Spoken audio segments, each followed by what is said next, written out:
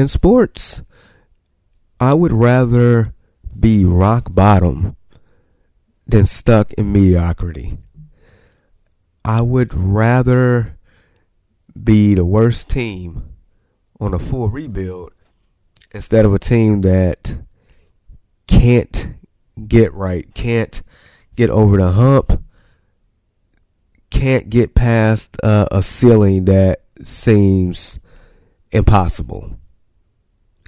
I don't want to, let's just say be right at the bottom of getting into the playoffs all the time. First round exit, very quick, somewhat competing, a team that one night looks brilliant, the other night they just look like the worst team. I don't want that. I don't know about you all, but that's something I don't want. I'd rather either be extremely good or extremely bad.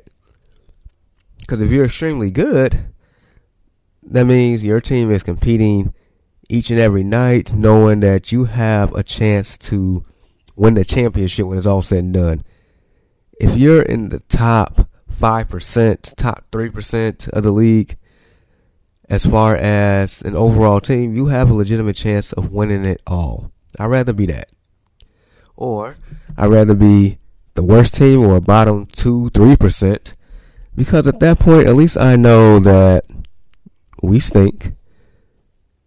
But, we have something to look forward to. And normally, you have a high draft pick. Normally, if you work the numbers right, you have, a lot of cap space to make a lot of moves, normally. So I'd rather be in that position as opposed to stuck in purgatory, stuck in the middle, not knowing which way to go, stuck at a crossroads, right? And that's how I feel about two of my favorite teams right now in Chicago. You have the Chicago Bears, who is absolutely at rock bottom. This is the first time I've ever seen the Bears at rock bottom. There's been plenty of times where the Bears have been terrible, but never at rock bottom. Like, it's the first time they have the number one overall pick since, I believe, in the 50s. So, yeah, Bears have never been at rock bottom in my lifetime. But them being at rock bottom makes me a lot more excited than the other team that I'm a fan of in a different sport, the Chicago Bulls, who is stuck in mediocrity, and it's a bad side of mediocrity too. It's not even like they're the 6 seed, 7 seed in that aspect. We talking about a team that don't know how to close games. They have currently lost 5 straight. They are the 11th seed in the Eastern Conference. That's not even a strong conference. In my opinion, any team that is that is below the Toronto Raptors, it's not a good team. It's not. And the Bulls fall in that category right now. Toronto Raptors are filled with role players. This is nowhere near the championship team that Kawhi Leonard was on a few years ago. Nowhere near. Not even close. Pascal Siakam is nowhere close to Kawhi Leonard. Fred VanVleet is nowhere close to Kawhi Leonard. OG Anunoby, Pirtle, who they just brought back, none of that. No. Can't get away with it. Toronto Raptors are 28-31, 9th in the East. The Washington Wizards, practically a one-man show with Bradley Beal, 27-30, 10th in the East. There's my Bulls, 11 in the East, after giving up, I believe, I want to say it was a 24-point lead yesterday against the Indiana Pacers, who is a fun team to watch, but talent-wise are nowhere near the level of what the Bulls have. Bulls have plenty of individual talent on the team. They just can't play together. Indiana, on the other hand, talent level is nowhere near, but apparently they play a lot better together. a lot better chemistry, and they have a high motor. And that's how you erase a 24-point lead and end up winning a game in regulation. It's ridiculous. It's not the first time my Bulls have given up 20-point leads in the game this year or have a collapse in the fourth quarter. No. My Bulls are one or two teams at the trade deadline that did absolutely nothing. The other team is the Cleveland Cavaliers, who are 28-23, fourth in the East and 5 games out the number 1 seed in the East. So, I mean, they didn't really have to do anything. They didn't. Not at all. Now, there's a buyout market, which normally in years past has been more lucrative than the trade deadline. This past trade deadline was, excellent. It was. By far. It was very exciting. I wasn't expecting it like that. But the buyout market is still, lucrative and can put guys over the top. I mean, I woke up this morning and learned that Kevin Love has been bought up by the Cavaliers. I didn't see that coming. He enjoyed being in Cleveland. That's happening. Reggie Jackson's getting bought out after he got traded. Pat Beverly got bought out. I mean, Terrence Ross got bought out and joined the Phoenix Suns. Now, that's a great pickup for them. Really is. And then Russell Westbrook, who's expected to get bought out by the Utah Jazz. And rumors are swirling that it's probably he going to end up here in the Windy City. Now, normally, I would be probably against this because, Russell Westbrook is a guy. That's a guy you can never question his effort ever. Never ever question his effort. But sometimes he can do something in that regard to a fault, right? And we've seen it with the Lakers or sometimes the Rockets at times. But this time around, I think it's different. I don't think Russ is going to be the savior for our team because our team is complete trash. Bunch of individual talent. Definitely a bunch of individual talent. And I never known Russ to be a guy that you bring in and, chemistry just becomes excellent. Never known Russ to be that guy. But I think whatever team Russell Westbrook goes to, and I'm kind of, hoping to see that he does end up here in Chicago.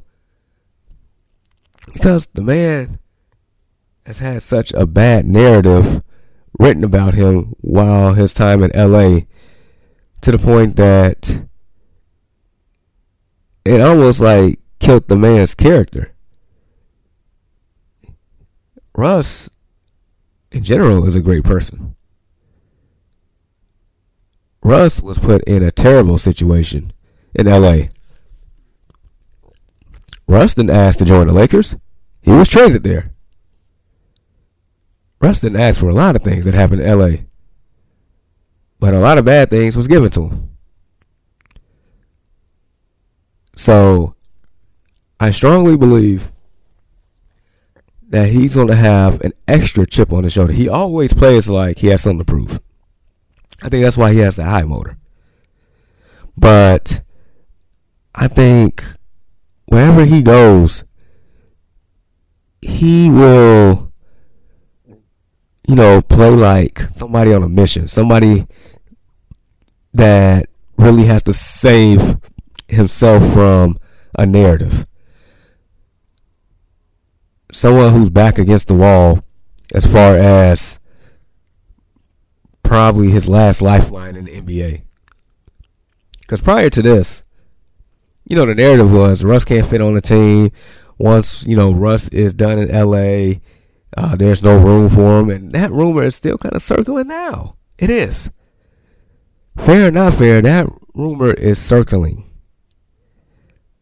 And so, I think he has enough internal motivation to wherever he goes, he's going to play lights out. He is. And I think he could probably be a difference maker for my team. Granted, what's the worst that could happen? My team be any more booty than what they are now, any more worse, any more trash, whatever adjective you want to assert that's appropriate for a bad team. Well, that's the worst that can happen. I mean, they already what they are now. So, adding Russ, like, what difference would it make at that point? My team lacks a point guard. I haven't seen Lonzo Ball play in over a year. I am sad that the man can't get healthy. I am sad that the fact that the doctors don't seem to know why his knee isn't healing the way that it has. I am sad at the fact that Lonzo has had multiple procedures done on that knee. Because Lonzo Ball was the perfect point guard for our system. Not saying that Lonzo Ball would have been the missing piece this whole time, because, truth be told, we're still not beating the Boston Celtics, Milwaukee Bucks, or the Philadelphia 76ers with Lonzo Ball. Just not. But Lonzo solves a lot of problems. It solves the fact that you actually have a floor general out there that can run the offense, not turn over the ball in crucial moments, get the ball out of Zach LaVine's hands when he likes to turn the ball over from doing too much, or DeMar DeRozan at times. Actually plays perimeter defense at a high level, and is three-point shooting that this Bulls team needs. Like I said, Lonzo checks a lot of boxes for this team that's missing right now. Yeah, we had Russ. Yeah, I don't know if we're getting the floor generalship. Definitely not getting the shooting aspect. Perimeter defense is definitely not the same as Lonzo. So, three things are still unchecked at that aspect. But I guess you checking other boxes that, that we didn't think about, like, high energy, intensity, effort. Things that this Bulls team lacks a lot of times in certain scenarios. Now, Russ is probably, I think he's third all-time in turnovers, so, that aspect is probably not going to help. But at least I know he's not going to give up on a play. At least I know that he's going to give it his all, and maybe that right there might spark the rest of this team to actually do something, or to actually stay motivated in tough scenarios. That's what I'm hoping for. So maybe if Russ does come to my Bulls team, because we are at the end of the quote unquote first half, even though it's more than half the season, because we are entering the All-Star break here. So maybe over the break, maybe before the next game, Russ is a Chicago Bull. Maybe. And maybe we can get at least back into the play-in. We are a game and a half out. 2 games in a loss column here. Like I said, team has a bunch of individual talent. Heck, we have an all-star this year in DeMar DeRozan. We have an all-star, and yet we're 11th in the East. Vooch has played actually pretty well this year. I was hoping they got rid of LaVine at the deadline, but hey, it is what it is. Still got Caruso. I do like Ayo DeSumo from Chicago, ironically, coincidentally. Outside of that, it's just not good. And even with those guys, like I said, chemistry's not there. They don't play together. And then the GM's comments right after the deadline did help. Talking about, everybody appears to be a bunch of buyers.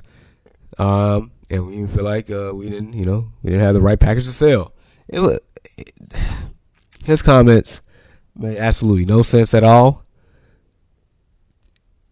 I think he's still stuck in La La Land and feels like his players are worth a lot more than what people are willing to give. So, therefore, no deal is done. And he said we have, the last 28 games to, evaluate and move on to the offseason. So, apparently, he checked out.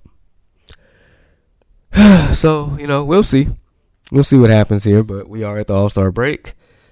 And as we know, the NBA All-Star weekend in general, in recent memory, has been lackluster. The only thing I look forward to at this point is the 3-point contest. It's kind of hard to get cheated at the 3-point contest.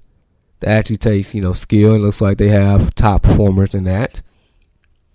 Dunk contest is a bunch of unknown people, per usual.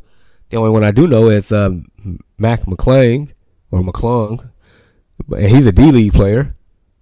The reason why I remember him, because he had a whole bunch of highlights in high school, being very athletic, and ended up playing at Georgetown. And then transferred again and again. So that's where we're at with the dunk contest. The All-Star game, they are making the All-Star draft the day of the game. So, I guess that part is cool. But other than that, I don't know. We already got injury replacements for the All-Star game. So, I don't know. I'm not looking forward to it. I'm going to pass. Probably just see highlights and be done with it. As you can tell, a lot of these All-Star, Pro Bowl, high recognition type exhibition games and festivities have been lackluster in a lot of sports.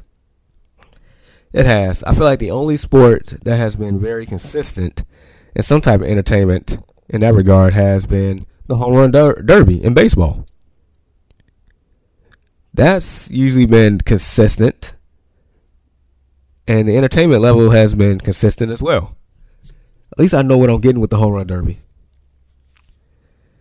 So the rest of the stuff, who knows? But, we'll see what happens. So, yeah, man, just the point of this conversation, you do not want your team stuck in mediocrity. You want to be either really good or really bad. Plain and simple. You can make quick turnarounds. And the last example I would give is, go back to the NFL, the Cincinnati Bengals. So, the Bengals was the worst team in the NFL at this point, a little over 3 years ago, because with the worst record, they had the first pick, and they ended up drafting Joe Burrow. Remember, bottom team. Joe Burrow didn't have a line. Joe Burrow hardly had any weapons. No defense. Joe Burrow ends up tearing his ACL for his rookie year. Though in my opinion, I saw enough with the eye test to let me know that this dude's the real deal. Come back the second year, they added Jamar Chase.